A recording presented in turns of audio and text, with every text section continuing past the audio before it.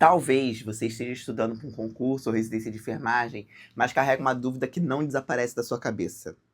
Será que eu estou estudando certo? Porque você assiste aulas, salva materiais, tenta montar cronogramas, faz algumas questões, começa até animada, mas depois de alguns dias você sente que perdeu o ritmo novamente. E o mais difícil é que você não está apenas preocupada com uma prova. Na verdade, você está tentando mudar de vida. Você está buscando estabilidade, mais segurança financeira, reconhecimento profissional e uma rotina que você não precisa ficar refém de plantões ou contratos instáveis. E é por isso que quando o estudo não avança, não parece apenas que o seu cronograma está falhando. Na verdade, está parecendo que a sua vida inteira está parada. E é por isso que nessa aula eu vou te mostrar os 3 pontos em que a sua preparação e a de muitas enfermeiras começam a dar errado e como você pode começar a corrigir cada um desses problemas. Se você não me conhece, sou professora Ana Tavares Vieira, sou enfermeira, professora universitária, gestora pública de saúde, e aqui eu falo de concursos, residências e carreiras na enfermagem. Acompanhando ao longo desses anos diferentes enfermeiras e candidatas em provas, eu percebi que muitas delas não fracassam por falta de esforço.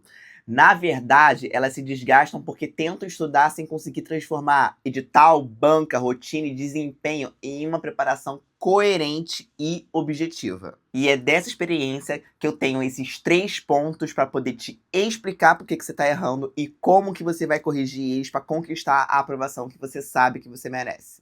Problema número 1. O medo de estar estudando errado. O primeiro problema acontece quando você começa a estudar antes de entender a prova que você vai fazer. Funciona assim: você encontra o cronograma na internet, você compra um curso, você baixa PDFs, você começa pelos assuntos que você acha que são os que vão cair na prova. Só que o problema é que concursos e residências, elas não são iguais. E cada processo seletivo tem uma distribuição de conteúdos, tem um perfil de questões que vão ser cobradas, tem uma banca que está organizando, e isso vai definir o nível de profundidade do que você tem que estudar. Quando você ignora isso, você pode passar semanas se ocupando e ainda assim continuar sem construir o desempenho para a prova que você pretende fazer e que você quer tanto passar. O que você tem que fazer, afinal de contas, é o seguinte, assim, na verdade não é nem tão complexo. Você vai pegar o edital ou a lista de referências da prova que você quer fazer e você vai responder algumas perguntas. Primeiro, quais conteúdos têm maior peso aqui nessa lista? 2. Quais assuntos se repetem nas provas anteriores que eu analisei, no caso, as últimas 5 provas? 3. Em quais desses assuntos o meu desempenho é mais baixo? Isso porque, quando você junta tudo isso, você vai ter o histórico da banca e a avaliação do seu conhecimento teórico prévio e um norte do que você tem que aprofundar para você se preparar de forma eficiente. A preparação, ela começa pela prova e o cronograma nasce depois disso. Problema número 2. Falta de constância e culpa.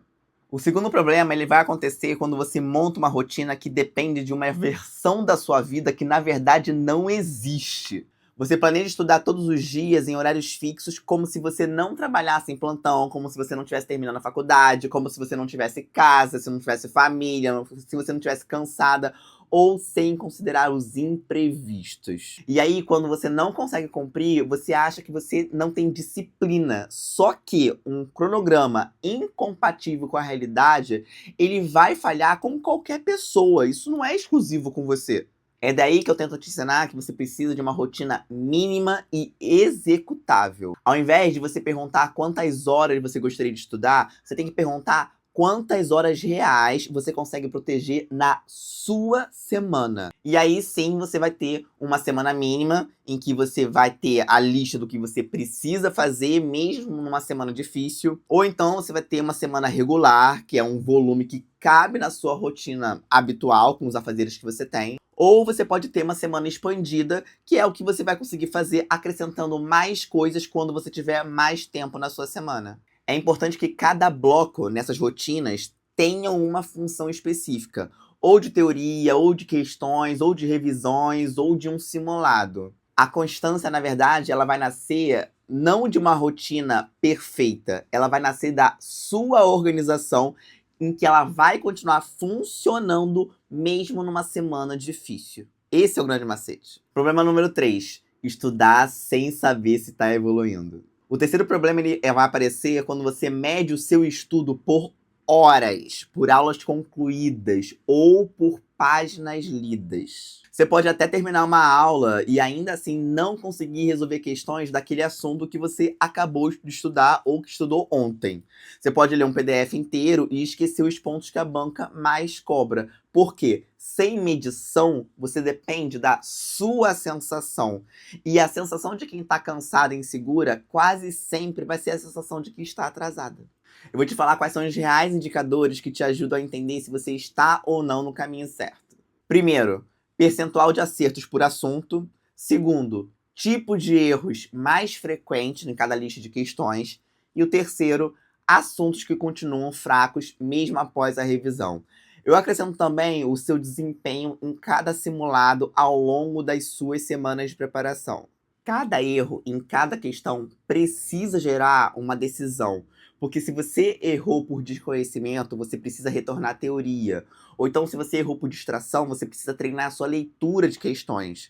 Se você tiver errado por confusão entre as alternativas, você precisa aprofundar o padrão da banca fazendo mais questões. É por isso que a questão ela não vai servir só para testar se você sabe ou não. Ela vai, na verdade, te mostrar o que você precisa fazer em cada e no próximo bloco de estudo. Veja só, perceba que os três problemas que eu te disse, eles estão todos interligados.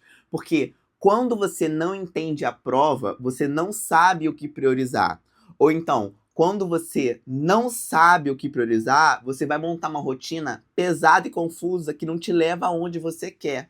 Você não consegue medir seu desempenho, você continua estudando sem saber o que corrigir e continua colecionando insegurança e ansiedade. E aí, depois de algumas semanas, você perde a constância nos estudos e acredita que o problema está em você, quando na verdade não é isso. Uma candidata a uma prova ela não precisa carregar sozinha a culpa por uma preparação que nunca foi organizada de forma coerente com a vida dela. O que falta, na minha experiência, em muitos casos que eu converso, é uma preparação que conecta a prova com alguém que pretende fazer essa prova. O tempo que realmente essa pessoa possui e as lacunas que cada um precisa corrigir em si.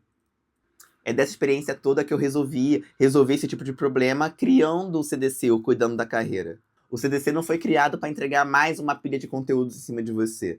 Ele foi estruturado para ajudar uma candidata a entender a prova, definir as suas prioridades, organizar a sua preparação e treinar por questões, corrigindo a sua preparação ao longo de caminhos individuais. Mas eu também sei que nem toda candidata está no mesmo estágio. Algumas estão começando, outras já começaram a estudar e só precisam melhorar o seu desempenho.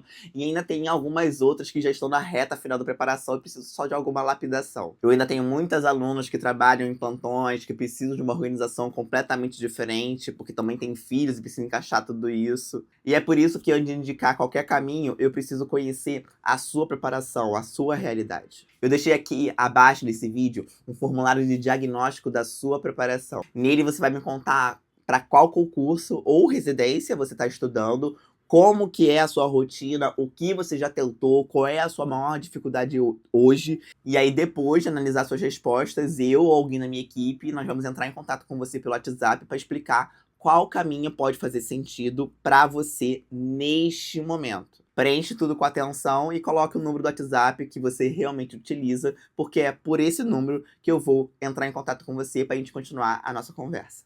O link está aqui na descrição e no comentário fixado.